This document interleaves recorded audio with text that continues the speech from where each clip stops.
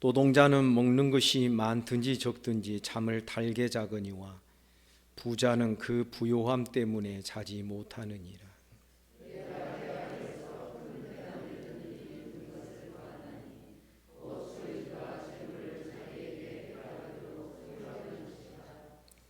그 재물이 재난을 당할 때 없어지나니 비록 아들을 낳았으나 그 손에 아무것도 없느니라.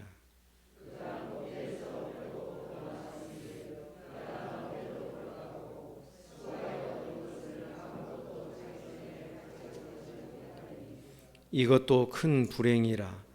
어떻게 왔든지 그대로 가리니 바람을 잡는 수고가 그에게 무엇이 유익하랴.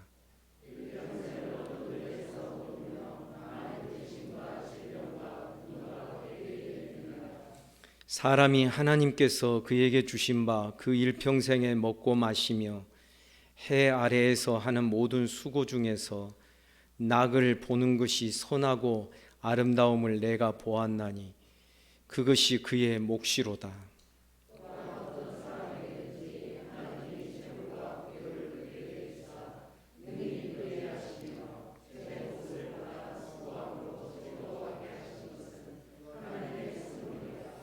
다 같이 그는 자기의 생명의 날을 깊이 생각하지 아니하리니 이는 하나님이 그의 마음에 기뻐하는 것으로 응답하심이니라. 아멘.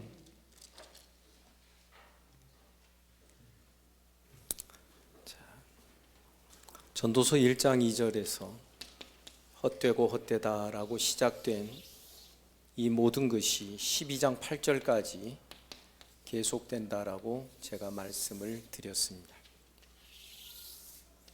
매번 전도서 강론 때마다 이 전체적인 얼개와 구조를 말씀드릴 것인데, 왜냐하면 이 중간중간에 굉장히 긍정적으로 묘사되고 이야기되는 것들이 있는데 우리는 거기에 속아 넘어가면 안 되기 때문에 그렇습니다. 전도자는 찾아갑니다. 해 아래에서 사람의 모든 수고의 유익이 무엇인가? 찾아가다가 제일 먼저 자연계를 만나고, 자연계는 존재 자체가 사람보다도 더 영원하게 존재하는 것이기 때문에 여기에 무엇이 있지 아니할까 자연을 탐구합니다. 그러나 거기에서 전도자는 우리 사람에 대한 수고의 의미들을 다 찾아낼 수 없었다 그렇습니다. 전도자는 자기 지혜를 가지고 이것을 오늘날 현대적인 우리들의 용어로 말하면 이성입니다. 우리들의 리즈닝, 이 이성적인 이 사고를 통하여서 이제 사람들의 인생들의 삶을 심층 분석해 들어가기 시작을 하는 것이죠. 그리고서 거기에서 우리 인생의 참된 의미가 무엇인가, 우리 사람이 이 땅을 살아가는 동안에 수고하며 살아가는 이 모든 것이 결국 어떤 의미가 있고 어떤 유익이 있을 것인가를 쭉 탐구하게 됩니다. 그래서 전도자는 자기가 그 어떤 이 지혜를 가지고 추구하고 탐구하는 것에서 그것을 깨닫지 못하니까 전도자는 그 다음에 더 큰 지혜를 사모하게 됩니다. 혹시 내 지혜가 부족해서 그런가 해서 더 넓고 더 큰 지혜를 가져보면 보이는 것이 다르지 않겠나, 이러면서 더 큰 지혜를 구하면서 나아가게 되지만 여전히 전도자는 이 피조물 인생의 그 한계에 갇히게 되는 것을 우리가 말씀을 통하여 볼 수 있는 것입니다. 저는 이 부분에서 지금부터 18세기 말 정도 되니까 수백 년 전에 이 칸트라고 하는 임마누엘 칸트라고 하는 이 철학자가 시도하였던 이성주의의 어떤 한계와 그 맹점들, 이런 그 고도에 발달된 철학의 어떤 그 추적과 그들의 사고방식을 수천 년 전에 전도자가 이미 다 그것을 말하고 있었다라는 것을 발견하게 되었을 때 저는 너무나도 깜짝 놀랐고, 그러면서 저는 무릎을 치며 이런 고백을 하지 아니할 수 없습니다. 여호와의 말씀은 진리니이다. 그러나 중요한 것은 이 전도자가 1장 2절부터 12장 8절까지 가는 동안에 하나님의 계시의 말씀에 대하여서는 언급을 안 합니다. 그저 하나님이 주신 지혜를 가지고서 세상을 분석하고 그것을 철학하고 그것을 사고하고, 그러면서 사람으로부터 출발된 어떤 그런 발견, 쉽게 말하면 사람이 자기 수양과 자기 어떤 지혜의 그 활용을 통하여서 무언가를 깨달으려고 하는 그 시도의 한계점이 여기까지에 다다르게 되는 것을 우리가 볼 수 있어야 됩니다. 여기가 무엇이 어느 곳입니까? 헛되다라는 것입니다. 전도자는 지혜가, 이 인간의 이성적인 지혜가 머리만의 어떤 그 활동이 아니어야 된다라고 생각하며 이제는 실천적으로 이 이성의 지혜의 실천적인 것을 추구하게 됩니다. 지혜자가 가진 것이 없고 가난해서 자꾸 부한 자들을 시기하거나 그들을 폄훼하는 말을 함부로 한다라고 여겨질까 봐 이 지혜자는, 전도자는 지혜와 더불어 많은 재물도 소유해 봅니다. 많은 포도원도 가꾸어 보았습니다. 실제로 재물도 늘리고 많은 노비도 두었고 이 세상 사람들이 누릴 수 있는 모든 실제적인 쾌락까지도 다 누립니다. 자기 아내도 열어두고 자녀도 많습니다. 그러나 그것을 통하여서 전도자가 또 깨달은 것이 있습니다. 이것도 헛되다. 왜? 이렇게 한평생 살아봤자 이렇게 살지 못한 자와 이렇게 사는 자의 마지막에 결국이 일반이라 똑같더라. 그게 뭐냐 하면 죽음이라는 것이었습니다. 그래서 이 죽음이라는 이 해 아래서, 하늘 안에서의 이 삶의 의미를 추구하며 발견하고자 하는 이 전도자의 모든 시도가 또 하나의 벽에 막히게 되는 것이죠. 그래서 전도자는 또 다른 해법을 찾아 나서고, 여기서 또 막히니까 또 그 다음으로, 막히니까 또 다른 것으로, 이런 식으로 쭉 사람이 하나님의 형상대로 지으심을 받았기 때문에 가질 수 있는 모든 그 사고방식, 생각할 수 있고 철학적으로 표현하면 사유하는 그 존재가 되어서 세상을 관찰하고 세상을 분석하고 그 속에서 인생의 의미를 깨닫고 세계의 존재의 의미를 깨달으려고 하는 이 모든 노력과 시도가 결국은 헛되고 헛되다라는 것으로 귀결이 되는 것입니다. 그러나 거듭 말씀드리지만 전도자가 하나님을 전혀 인정 안 하는 사람은 아니었습니다. 3장부터는 하나님께서 이 모든 만물을 아름답게 지으셨다라는 큰 전제를 내리고 있습니다.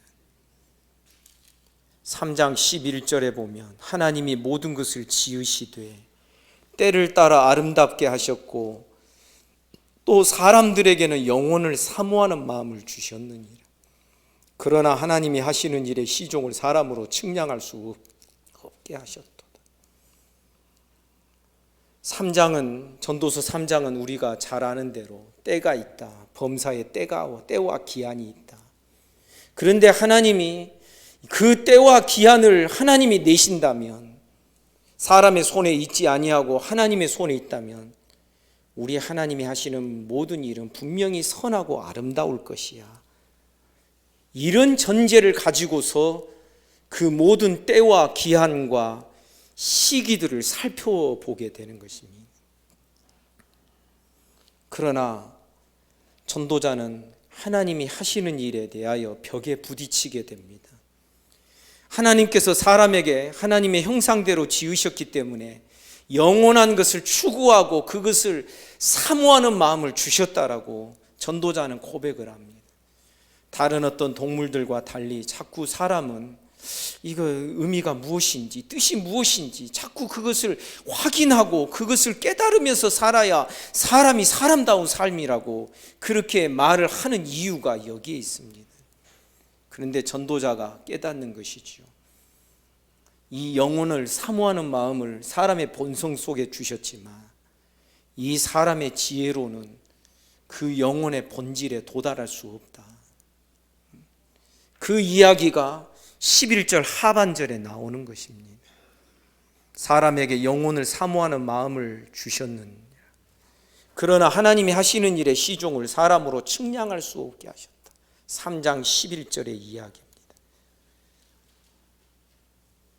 그래서 정말 우리에게 자꾸 저기를 사모하고 저쪽에 대한 갈증을 주셨는데 결국은 사람에게 그것을 사람의 지혜로 알 수 있지 못하도록 그것을 닫으셨다면 이게 뭐냐 하는 이야기입니다. 그러면서 14절에서 푸념 섞인 이야기를 하는 것이죠. 3장 14절. 하나님께서 행하시는 모든 것은 영원히 있을 것이다. 하나님은 영원한 분이니까 분명히 그러실 거야.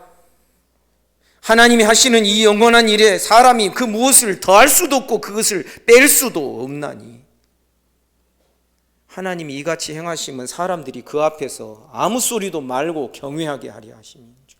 내가 알았노라. 하나님 앞에서 사람으로서 사는 이 삶이 참으로 이상하게 절망감을 느끼는 부분이기도 한 것입니다. 그러나 여러분 낙심하지 마시기를 바랍니다. 지금 전도자가 사용하는 모든 이 방법은 이 사람의 입장에서 인간의 수준에서 하나님이 사람에게 주신 이성적 활동을 통해서 자꾸 무언가를 찾아가려고 하는 이런 방법론을 쓰고 있는 것입니다. 그러나 나중에 있다가 또다시 12장의 결론 부분을 말씀드리면 하나님은 우리를 이대로 놔두지 아니하십니다. 사람에게서 출발된 이 사고와 생각으로 모든 것을 다 알고 파악하도록 내버려 두지 아니하시고 하나님의 계시가 주어지는 것입니다. 하나님의 영역을 하나님께서 사람에게 열어 보이시는 것입니다. 왜 12장 8절 이하에 그 이후에 일의 결국을 다 들었으니 하나님을 경외하고 하나님을 경외하는 것과 또 그의 계명, 그의 율법, 그의 계시의 말씀을 간직하며 사는 것이 사람의 본분이니라. 사람이 전부가 되는 것이 하나님을 경외하고 하나님의 계시의 말씀을 지키는 것이다. 간직하며 사는 것이다. 왜 이렇게 말을 합니까? 여러분, 이 하나님의 계시는 하나님의 세계가 우리에게로 들어오는 것입니다. 인간의 좁은 이 이성적인 사고방식으로 무언가를 영혼을 향하여서 추적하며 나아가는 것이 아니라 하나님의 영원한 세계가 하나님의 계시로 우리들의 삶의 침투에 들어오는 것이 바로 이 계시고 이 계시의 말씀이 기록된 것이 바로 성경이 되는 것입니다. 여러분, 이 차이를 우리는 굉장히 중요하게 생각을 하고 깨달아야 되는 것입니다. 그래서 저는 거듭 말씀드립니다. 정말 이 시대에 문제가 되는 것은 하나님 모르는 게 아닙니다. 하나님을 알더라도 순전히 사람이 자기 방식으로 아는 것이죠. 자기 생각 따라서 하나님을 판단하고 파악하고 있는 것이죠. 말씀도 왜 성경이 말씀을 가감하지 말라, 더하거나 빼지도 말라, 좌로나 우로 치우치지 말라고 왜 말씀합니까? 하나님의 말씀 앞에서 우리가 어떻게 좌로 우로 치우칠 수 있습니까? 하나님의 말씀을 내 생각과 내 바램과 내 욕심으로 접근하게 되면 말씀을 한쪽으로 치워버립니다. 아, 이건 아직 나에겐 아니야. 이런 말씀이 있네. 확 그것을 끌어당기게 됩니다. 이것을 자의적인 해석이요, 자의적 말씀 생활이라고 우리가 말할 수 있다면, 오늘날 이 시대 한국교회 많은 현대 그리스도인들의 삶에 이런 현상이 얼마나 많습니까? 그러면 나중에 어떻게 되나요? 말씀에 대한 바른 이해보다도 누가 그 말씀 가지고 요리를 잘했느냐에 성도들의 귀가 막 이렇게 막 끌려가게 되는 것이죠. 그러면 어떻게 돼요? 따라서 합시다. 믿음은 말씀에서 납니다. 그러니 설교는 많이 들었는데 말씀을 그대로 해석하고 말씀을 그대로 좀 거칠지만은 그대로 가르쳐주는 이런 방식의 어떤 설교보다 하나님이 잘 요리해 두신 이 성경 말씀을 인간이 설교자가 제2차, 3차 그것을 요리해서 막 이렇게 달짝지근하게 요리를 해서 주는 것을 더 좋아하는 이 습성이 성도들의 마음속에 들게 되면 믿음은 말씀에서 나는데 결국 어떤 순간에는 전혀 믿음이 없는 것처럼 함부로 행동할 때가 있는 것입니다. 우리는 이런 현상을 결코 가볍게 여겨서는 안 된다라는 것입니다. 왜냐하면 이 계시의 말씀에 주의하지 않고 결국은 사람이 자기 방식으로 신앙을 형성하게 되면 이 하나님을 도입한다 할지라도 유실론적, 하나님을 믿더라도 유실론적 허무주의에 빠진다 그랬습니다. 유실론적 허무주의. 하나님을 믿는데도 만족이 안 됩니다. 하나님을 믿는데도 기쁨이 없습니다. 하나님을 믿는데도 퍽퍽합니다. 하나님을 믿는데도 여전히 세속적인 그 함정과 수렁에서 허우적대며 벗어나지를 못합니다. 그러면서 예수 믿는 사람은 안 믿는 사람보다 욕심이 하나 더 많이 생깁니다. 세상적으로 다 얻을 거 얻으면서 거기에다 플러스 믿음 천국. 그래서 어떤 분이 그러지요. 예수 믿는 사람은 욕심이 더 많다고. 세상 것도 그대로 세상 사람들과 똑같이 얻을 것 다 얻으면서 누릴 것 다 누리면서 여기다가 플러스 영생, 천국, 구원 이것을 더해 가려고 하니 이것이 될 법한 이야기이겠는가? 우리는 거기까지도 나아갈 수 있는 것입니다. 하나님 앞에서 우리 사람이 하나님 하시는 시종의 일들을 측량할 수 없게 하나님이 우리 인간의 지혜와 이성에 대하여 그것을 닫아두셨다라면, 하나님이 닫으셨다라기보다는 사실상은 우리는 피조물 수준인 이 수준이 그렇습니다. 하나님은 창조주의 영역입니다. 거기에 계시는 분입니다. 어찌 피조물이 창조주를 이해할 수 있겠습니까? 여러분, 때로는 눈에 잘 보이지 않는 개미가 어찌 사람의 마음을 이해할 수 있겠습니까? 그런데 그것보다도 더 이해할 수 없는 것이 우리 사람이 하나님을 이해해 찾아 들어가는 이런 방식이 되는 것이. 그러니 여러분, 하나님을 믿더라도 자기 방식대로 믿게 되고 잘못 믿으면 마침내 우리는 참된 신앙의 본질로 들어갈 수 없다고 하는 그 대결론에 우리는 자연스럽게 도달할 수밖에 없는 것입니다. 4장에서는 이 세상이 약육강식의 시대와 여러분 이 세상의 모순점, 쉽게 말하면 하나님이 다스리는 이 세상에 왜 이런 현상들이 일어나고 나타나야 될 것인지 그 모순점을 전도자가 일단 하나님은 전능하신 하나님이니까 거기에 손을 대지 말고 그 하나님이 다스릴 수 있는 세상을 이제 쫙 추적을 해가기 시작을 하는 것이죠. 근데 4장 1절에 보니 약육강식, 학대받는 자들의 눈물이 있다. 힘의 오용과 남용이 있는 것이고, 왜 이 세상이 약육강식의 세상이 될 것인가? 열심히 살아도 그 의미가 무엇일까? 4절 이하에 보면 시기를 받는다. 열심히 산 사람을 시기하고 질투하는 일이 있게 된다. 이런 세상 속에서 우리가 그나마 좀 힘이 될 것은 내 옆에 나 혼자 있지 아니하고 내 옆에 두 사람이 있고 내 동료가 있고 세 사람이 있고, 그래서 두 사람이 한 사람보다 낫다. 삼겹줄은 쉽게 끊어지지 않는다. 혼자 누우면 덜 따뜻하지만 두 사람이 한 이불을 덮고 누우면 얼마나 따뜻하냐. 그래서 모든 것이 불확실한 이 세상 속에서 약육강식이니까 여러분 힘 있는 사람이 힘없는 사람을 이러는 거 아니겠습니까? 그러면 거기에서 무엇을 갖춰야 됩니까? 내 편을 만들어야지요. 나 혼자가 아니라 여러 사람이 돼야 되는 것이죠. 그러나 이 두 사람, 세 사람, 여러 사람이 내 편이 되어서 살았어도 나중에 시간이 지나면 모두가 나를 배신하고 떠나더라.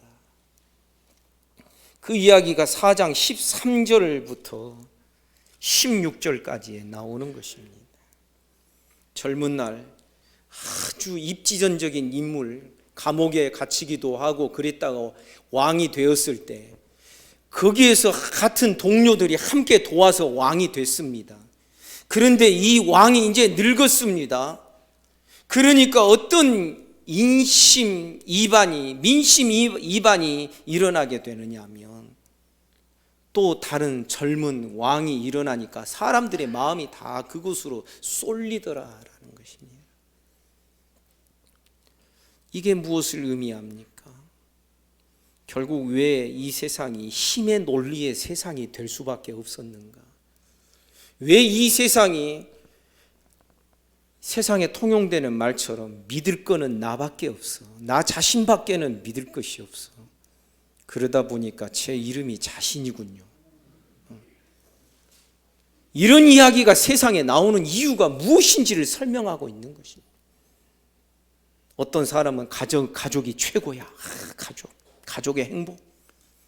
나 혼자보다는 내 아내가 있어서 좋고, 내 아내와 둘이 있는 것보다는 내 자손이 있어서 좋고, 그러다가 나중에 자녀들 때문에 상처를 받게 되고 자녀들에게 버림받게 되면 결국은 나하고 당신밖에 없구려.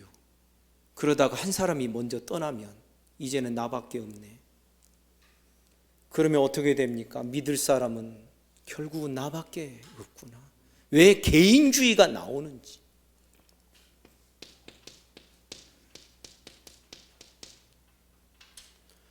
왜 힘의 논리를 따라서 힘을 가지려고 하는지, 왜 다른 사람보다도 내가 특출난 사람이 되어야 할 것인지, 시기하는 사람보다도 시기 받는 사람이 차라리 더 낫기 때문에 왜 개인주의적으로 살아야 될 것인지, 믿을 사람 아무도 없기 때문에.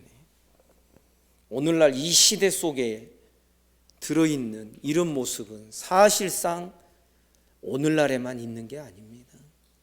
형제가 있습니까?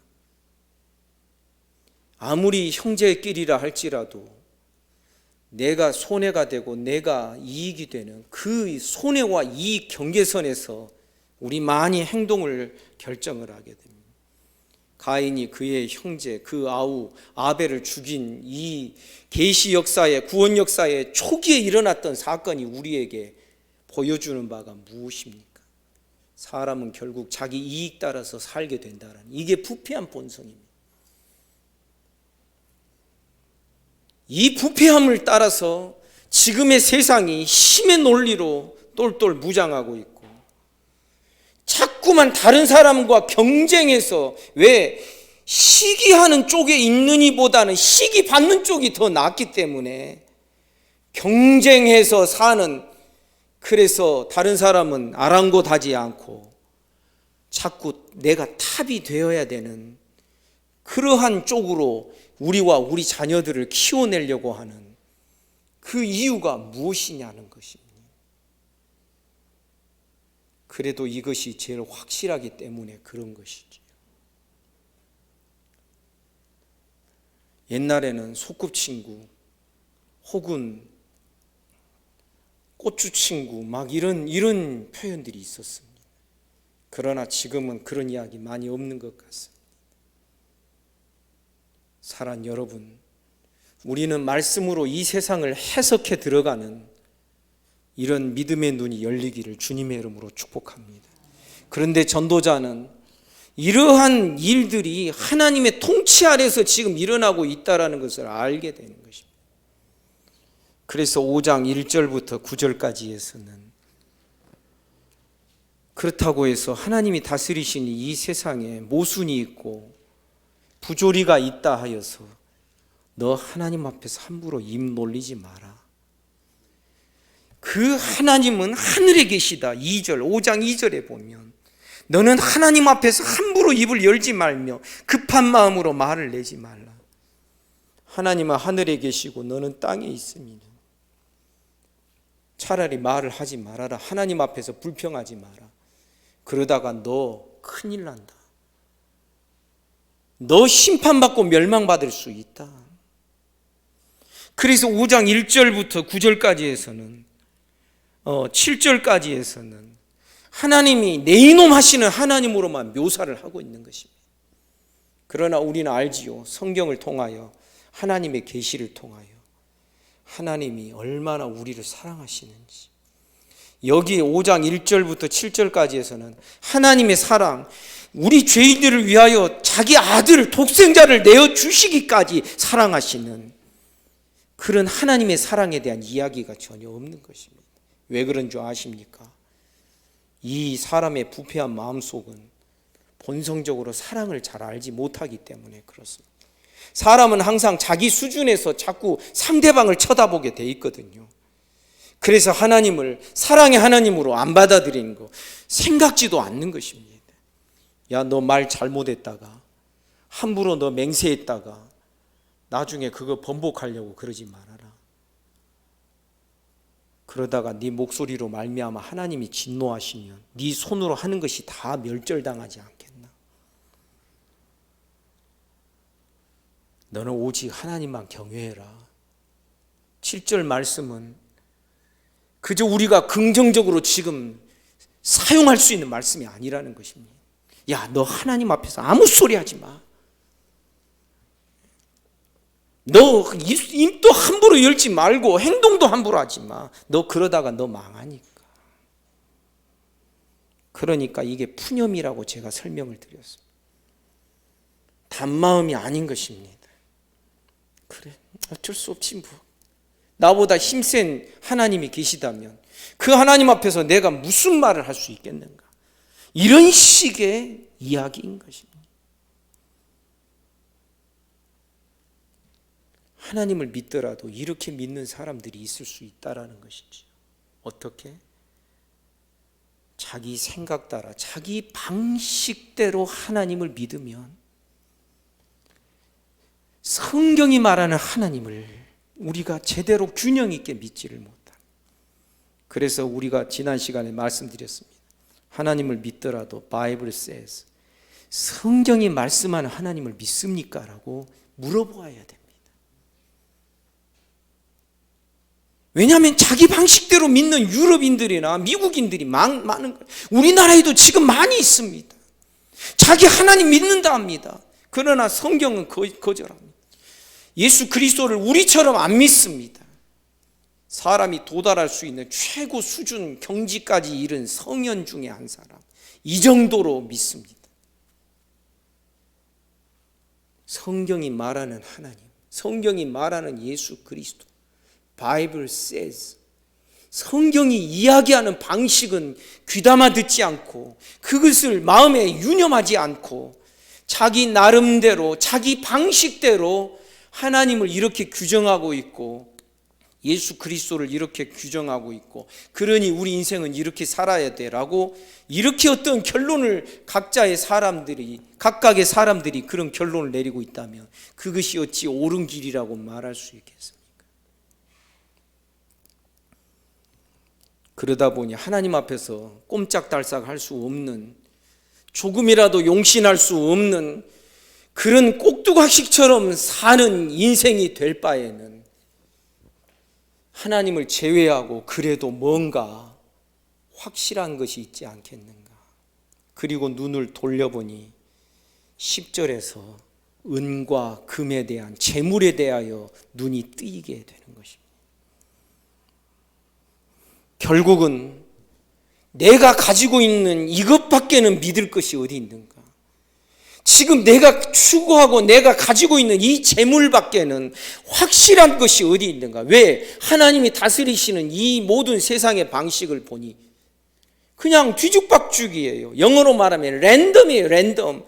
이렇게 하면 이렇게 된다라는 이 방식이 안 통하더라는 거예요. 하나님이 통치하시는 이 세상을 가만히 보니 지혜자로 살고 하나님 의지하며 살면 복받고 뭔가를 참 낙을 누리며 살아야 될 것인데, 나중에 나옵니다. 지혜자가 오히려 더 사람들로부터 멸시를 받고, 우매자가 물질이 있고 재물이 있고 그렇다 해서 우매자를 더 높이는 이런 부조리가 이 세상 속에 만연이 돼 있다는 거예요. 그렇다면 이 강력한 힘을 가지고 있는 은을 사랑하며 그 은을 저축하고, 물질주의 아시지요? 재물. 지금 전도자는 쭉 가다가 막히고 또 가다가 막히니까 지금 재물에 눈을 돌리기 시작을 합니다. 그런데 10절에 보니 은을 사랑하는 자는 은으로 만족이 없고 풍요를 사랑하는 자는 소득으로 만족이 없으니 이것도 헛되도다. 재물 가지고 만족하며 사는 자들을 못 봤다라는 것입니다. 11절에 보면 재산이 많아지면 먹는 자들도 많아지나니 그 소유주들은 눈으로 보는 것 외에 무엇이 유익하랴. 무슨 뜻이냐면 재산이 많아지면 허비되고 눈에 보이지 않게 나가는 것이 많다는 것이지요. 그러니까 소유주들이 가장 믿고 가장 확실하게 여길 수 있는 것은 눈으로 보고 손으로 만지고 내가 가지고 있는 이것밖에는 확실한 것이 어디 있겠나. 그런데 반면에 12절에 보니 노동자는 먹는 것이 많든지 적든지 잠을 달게 자거니와 부자는 그 부요함 때문에 자지 못하느니. 이것도 또 문제 아닌가? 풀어야 될 숙제가 아닌가? 전도자는 이 부한 자와 가난한 자의 이 차이를 놓고서 이것도 또 풀어야 될 숙제네. 지금 그런 식으로 12절을 끼워 넣고 있는 것입니다. 그러다 보니까 13절이 나옵니다. 내가 해 아래에서 큰 패단이 되는 일이 있는 것을 보았는데, 이 큰 패단은 악하다라는 것입니다. 큰 악한 일이 있는 것을 보았는데 곧 소유주가 재물을 자기에게 해가 되도록 소유하는 것이라. 그래서 나중에는 재물이 가장 확실한 것처럼 처음에는 재물을 막 축적을 하고 재물을 사랑하며 살다가 나중에는 이 재물이 이 소유주를 집어 삼켜버리게 되더라. 소유주가 재물을 자기에게 해가 되도록 소유하는 이 패단을 보았다라는 것입니다. 여러분, 말이 나온 김에 말씀드리지만 여러분, 우리는 돈에게 재물에게 먹히는 자들이 되지 않기를 간절히 소원합니다. 이것은 우리가 다스려야 될 것이고 재물을 선하게 사용하고 다스리는 방식을 우리 주님이 이미 가르쳐 주셨습니다. 산상수훈을 가르치는 그 말씀의 맥락에서 우리 주님 말씀하시기를 네 보물을 어디에 쌓아두지 말라, 땅에 쌓아두지 말라. 거기에는 조미 먹고 동록이 쓸고 도적이 손타고, 쉽게 말하면 땅에 쌓아두는 자는 자기 것 못 된다라는 것입니다. 그러나 이 보물을 하늘에 쌓아두라. 주님은 절대 이 재물을 아주 비천하게 표현하지 아니하셨습니다. 보물이라고 말씀하셨습니다. 그리고 그 보물이 그 다음 구절에 보면 하나님과 재물을 겸하여 섬길 수 없느니라. 그 보물을 재물로 바꾸어서 그렇게 말씀을 하는 것이지요. 이 보물을 하늘에 쌓아두면 어떻게 된다? 거긴 녹도 안 쓸어, 도적이 손도 못 대, 손탈 일이 없어. 뭐예요? 진짜 네 것이 되는 길이 그것이다라는 거예요. 제가 기회 있을 때마다 말씀드리지만 재물 임시적인 것입니다. 그러나 우리 믿는 자들은 이 임시적인 것을 가지고 자꾸 영원의 방식으로 사용하는 법을 배워야 됩니다. 우리 시간도 마찬가지죠. 우리 시간 1년, 2년, 10년, 몇십 년 얼마나 제한적입니까? 우리에게 잠시 주어진 한 번의 생인데 이 임시적인 시간을 우리는 활용을 해서 영혼을 만들고 영혼을 추구하며 나아가는 이런 쪽으로 우리가 인생을 사는 법을 배우는 것이 이 신앙의 세계의 묘미가 되는 것입니다. 한 예를 들어서 말씀드리면 지금 우리가 고난과 환난 속에 있다고 전제를 합니다. 고난과 환난 속에서 우리는 흰머리도 늘어가고 그리고 머리도 점점 빠지기 시작을 하고 몸은 점점 망가지기 시작하고, 저도 며칠 전에 지난주였죠. 그냥 어디 다치지도 않았는데 밤새 안녕이에요. 밤새 안녕. 그냥 뜬금없이 아침에 새벽에 일어나려고 새벽 기도 시간에 떡 일어나는데 왼쪽 발을 땅에 딛지를 못하겠어요. 발목이 얼마나 아프고 통증이 오는지. 우리의 몸은 점점 망가져가고 그럴 수 있습니다. 그러나 이 임시적인 제한적인 것, 이것 가지고 자꾸 우리는 영혼을 바꾸어내야 되는 것입니다. 여러분 믿습니까? 성경은 그것을 너무나도 강조하여 가르치고 말씀하고 있습니다. 우리가 이 육신의 몸으로는 영원한 것을 얻을 수 없기 때문에 아직 이 육신의 몸을 가지고 있는 동안에 우리는 주의 일에 더욱 힘쓰는 자들이 되라. 아멘입니까? 그리하면 너희 수고가 주 안에서 헛되지 아니할 줄 아노라. 우리의 수고가 무슨 의미가 있다라고 말씀하냐면 지금 이 없어지고 제한적이고 망가져가는 이 몸으로 수고하며 버텨내기도 하고 인내하고 이 모든 것이 결국은 영혼을 만들어내고 저쪽에 우리의 상급을 쌓아두는, 쉽게 말하면 이게 변환이 일어나고 있는 중에 있다라는 거지.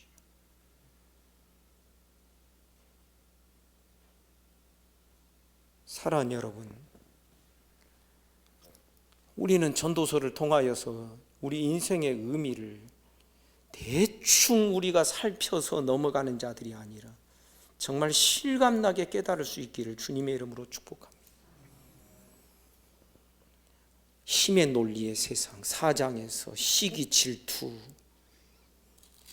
그리고 혼자서보다는 여러 사람이 같이 함께 동물을 이루는 것이 더 낫고, 하지만 이 모든 것도 결국은 다 헛되고 헛된 것인데, 그래서 전도자는 이제 하나님이 통치하는 이 세상에서 하나님은 우리가 손댈 수 없으니까 우리가 손에 쥘 수 있는 확실한 것부터 추구하자, 찾아보자 해서 은을 갖고 그것을 소유하고 재물을 막, 그러면 늘어나는 재물이 눈에 보이고 내 손에 잡히는 것이 얼마나 확실하게 느껴질 수 있겠는가. 그런데 이것도 밑 빠진 독이 되는구나. 재산이 많아지면 먹을 자가 많다는 게 무슨 뜻이에요? 재산이 많아지면 나갈 것도 얼마나 많은지 모른다라는 것이고,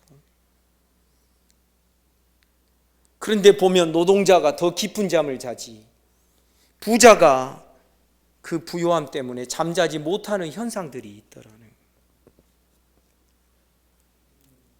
더군다나 해 아래서 큰 폐단되는 일은 소유주가 재물을 자기에게 해가 되도록 소유하는 것인데, 나중에는 그 재물에게 그 사람이 소유자가 잡아먹히게 되는 것이지요. 14절, 그 재물이 재난을 당할 때 다 없어지게 된다. 따라서 할까요? 내 것 없습니다. 내 것인 양 착각하지 마시기를 바랍니다. 그래서 언젠가 말씀드렸습니다.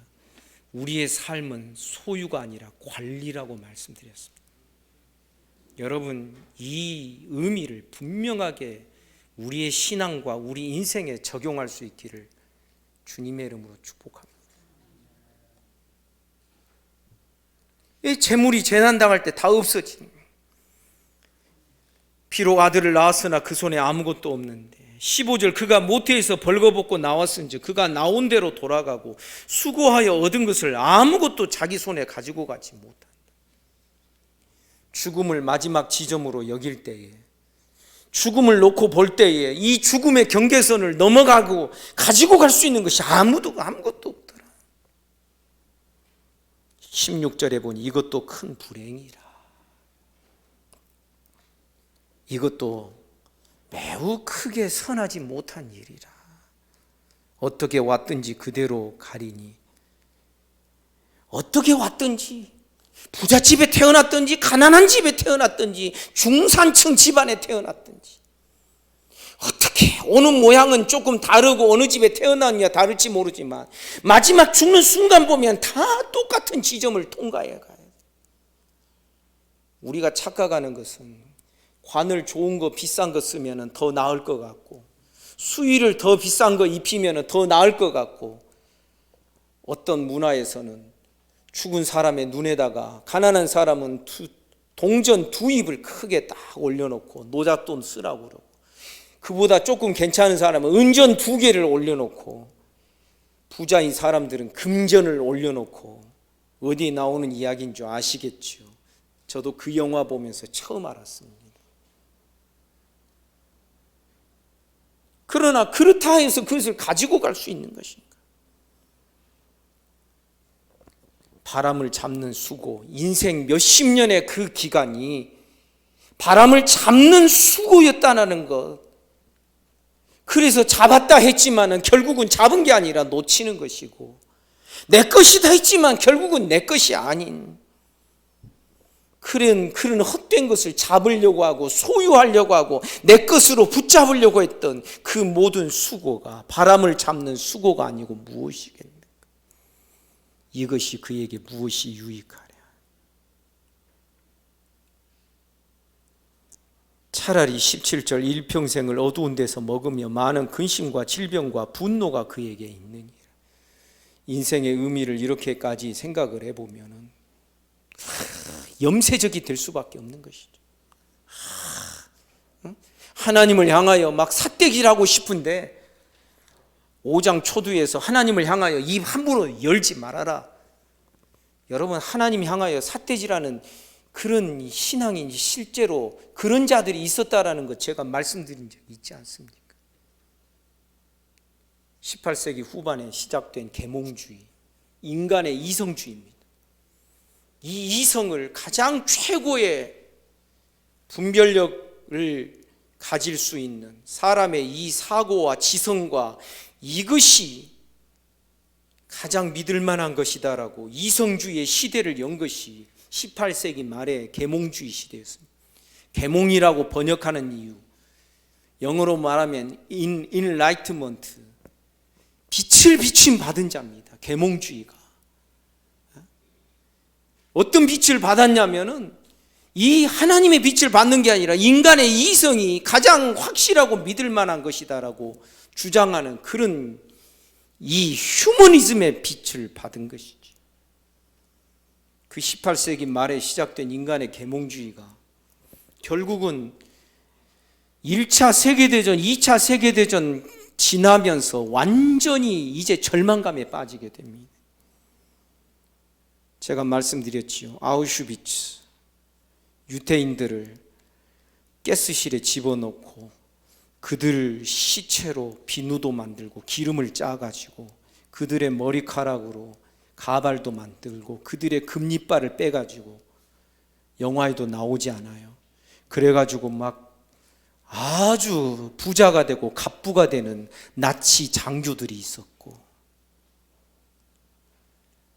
유럽의 지성인들이 2차 세계대전이 끝난 다음에 그 현장을 들여다보게 된 것입니다. 그러면서 그 아우슈비츠 수용소에서 나오면서 하늘을 향하여 삿대질을, 하나님이 만든 세상과 하나님이 통치하는 세상이 결국 이 꼬라지밖에 안 됐는가? 그래서 많은 사람들이 이구동성으로 말을 하죠. 유럽의 지성이 무너지게 된 결정적인 사건이 2차 세계대전이라고. 유대인들 대학살 사건. 그때 이후로 이 세상에는 염세적인 것이 더 번지게 됩니다. 히피족이 나옵니다. 1960년도에 자연으로 돌아가자. 왜 자연으로 돌아가자 합니까? 자연밖에는 확실하게 믿을 것이 없다라고 생각을 하니까. 전쟁 없는 세상, 막 평화주의를 말합니다. 물론 좋지요. 그러나 인간의 한계와 인간의 절망들이 팝송에도 막 가사로 나옵니다. 어떤 그 무리들이 막 생겨나게 됩니다.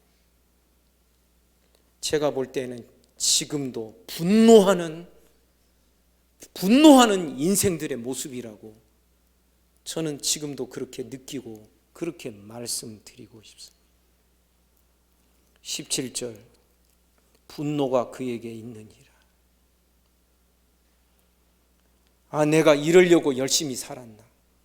사람이 한평생 살아온 그 과정을 다 뒤돌아보면 어두운 데서 먹고 살았고 많은 근심 속에 살았고 질병이 끊이지 아니하고, 그러니 이 수고로움으로 말미암아서 막 분노가 막 하늘까지 차오르는 것이지. 그러면서도 전도자는 다시금 하나님을 향하여 하나님 앞에 서고자 합니다.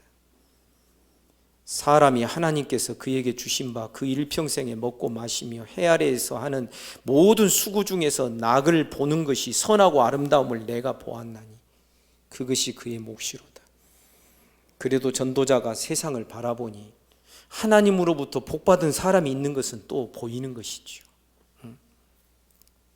이것이 하나님으로부터 난 것인데 이게 그의 몫이더라. 그런데 이 복받은 사람이 어떻게 되던가? 19절, 또한 어떤 사람에게든지 하나님이 재물과 부요를 그에게 주사 능히 누리게 하시며 제 몫을 받아 수고함으로 즐거워하게 하신 것은 하나님의 선물인 것은 사실이다. 하지만 20절에 보니, 따라서 합시다. 그 선물이 그를 망하게 하더라. 그 이야기를 20절이 하고 있습니다. 그는 자기의 생명의 날을 깊이 생각하지 아니합니다. 이는 하나님이 그 마음에 기뻐하시는 것으로 응답하셨다. 쉽게 말하면 그 사람이 어떤 그 물질과 이런 것들을 막 그 소원하고 막 그것을 찾고 구합니다. 하나님이 그 마음에 기뻐하는 대로 응답을 해주셨는데 그 응답하심이 그에게 절대 유익이 못 되더라. 어떻게 자기 생명의 날을 깊이 생각하지 않고 하나님도 별로 염두에 두지 않고 내가 누리고 있는 이것을 겸손으로 행하는 것이 아니라 자기의 생명의 날을 깊이 생각지도 못하는 그런 한계, 오히려 하나님이 주신 복이다라고 생각을 했는데 그 복이 오히려 그를 해롭게 하더라. 이게 뭔가 오리무중의 세상이 아닌가. 전도자는 지금 여기까지 그 지혜를 가지고 여행을 하면서 여기까지 오면서 하나님을 향하여 본격적으로는 항변할 수는 없으나, 그래요, 하나님이 만드신 세상 그러니 아름답겠지요. 때를 따라 아름답게 하시고 하나님이 하시는 모든 일에 대하여서 우리 사람은 입도 한마디 뻥끗해서는 안 될 것이라. 그렇지만 하나님이 다스리신다는 이 세상의 모순점을 하나하나 추적해 가면서 전도자는 점점 오리무중에 빠지게 되는 것입니다. 그러나 우리는 오늘 여기까지 하고요, 다시 마지막 전도서 12장으로 건너뛰어 봅니다. 12장 13절 14절 다 같이 합독합니다. 시작. 이 일의 결국을 다 들었으니 하나님을 경외하고 그의 명령들을 지킬지어다. 이것이 모든 사람의 본분이니라. 하나님은 모든 은밀한 일을 선악간에 심판하시리라. 자, 여러분, 우리가 가지고 있는 가장 기본적인 진리의 지식입니다. 하나님을 경외하고 그의 명령, 토라, 그의 계명, 그의 계시의 말씀을 간직하고 그 말씀을 빗대어서 그 말씀과 함께 생각하고 사고하는 법을 배우는 것이 신앙입니다. 거듭 말씀드리지만 하나님을 인정한다 할지라도 내 방식대로 하나님을 이미 규정하고 있고 하나님을 믿는다고 하면 사실은 거기에 내 부패한 본성의 생각이 많이 들어갈 수밖에 없는 것이지. 그래서 이 전도서를 마지막 강론을 끝낼 때 우리 어떻게 해야 된다고요? 그래, 등잔빛이 어둡다더니 우리가 지금 가지고 있고 지금 배워가고 있는 것의 가치가 얼마나 소중한 것인가. 이것이 온 세상을 아우르는 그 모든 질문에 대한 얼마나 분명한 해답이 되고 해법이 될 것인가. 하나님이 오죽하면 그의 계시의 말씀을 우리에게 인간의 언어로 기록하여 주셨을 것인가. 하나님은 우리를 오리무중의 세상 속에서 살도록 내버려 두지 아니하시고 가장 분명하고 가장 확실한 그 생명의 빛을 따라서 살아가도록 우리에게 허락하신 줄을 믿습니다. 그것이 무엇을 통하여 된다? 오늘 아침 말씀에도 연결이 됩니다. 하나님의 계시의 말씀으로. 그런데 그 말씀을 이렇게 들고만 다니고 집에다 놔두고 그저 예배 시간에 한번 이렇게 들추어 본다든지, 쉽게 말하면 말씀이 열리지 않고 말씀이 닫혀 있는 그런 성도에게 이것은 무엇입니까? 까만 건 글자요, 하얀 거는 종이로다. 이것밖에 없다면, 아니, 우리 그런 성도는 없겠지만 말씀이 열리지 않고 지금까지 들은 풍월로 자기 방식의 신앙을 막 재구성하면, 사람은 그럴 능력이 있어요. 자꾸만 그렇게 하게 돼 있어요. 들은 풍월로 신앙이 재구성되어 있으면 여전히 여기에도 인간의 방식이 아주 뿌리 깊게 들어가는 것이죠. 심지어 이런 경우는 이게 신앙이라고, 참된 믿음이라고 착각하기까지 하는 것이죠. 그런데 여러분, 자기 방식의 신앙은 절대 본질에 도달할 수가 없답니다. 몇 년 전에 제가 시편 119편을 가지고 119편 전체가 하나님의 말씀에 대한 영광과 그 말씀의 실용성들을 계속해서 가르쳐주는 내용이거든요. 아주 그 말씀 가지고 제가 강론을 꽤 오랫동안 한 기억이 있습니다. 사랑 여러분, 우리는 하나님의 말씀, 성경이 우리의 삶의 액세서리가 되지 않기를 간절히 원합니다.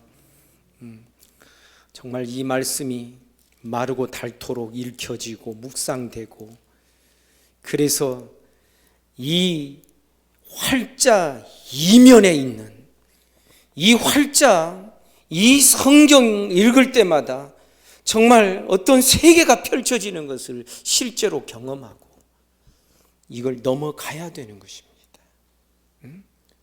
오늘 아침에도 말씀드렸죠. 99세의 아브라함에게서 여러분 멈춰 있는 성도들 많습니다. 그런데 이것을 말씀으로 100세의 아브라함으로 넘어가야 됩니다. 아멘입니까? 아멘이 왜 이리 적어요? 제가 너무 어렵게 말하나요? 99세 아브라함, 말씀의 능력을 제대로 믿지 못하였던 99세 아브라함의 이 한계에 갇혀서 살지 말고, 그 사람도 신앙이 없는 거 아니지요. 하나님 만났고 하나님의 약속도 받았지요. 그러나 99세 아브라함에게 거기서에서 멈추지 말고 100세 아브라함으로 넘어가서 하나님의 말씀이 열어주는 그 세계를 경험하게 돼요. 거기에서 우리는 세상이 감당치 못할 참된 기쁨과 평안과 놀라운 하나님의 은혜와 사랑에 대한 고백이 우리들의 입술을 통하여 터쳐 나오게 될 줄 믿습니다. 여러분, 우리 그거 되면 다 됩니다. 이게 안 되니까 자꾸 작은 것이 크게 보이고 큰 것이 작게 보이죠. 세상이 크게 보입니까? 히브리서는 말합니다. 우리의 구원을 크게 보고 우리 주 예수 그리스도를 크게 보라는 것입니다. 그래서 우리의 구원이 어떤 구원이라고요? 큰 구원이다. 아멘. 세상이 보는 것과 다르게 보면서 살아가려면 우리가 들어가서 경험하는 그 세계가 달라야 되는 것입니다.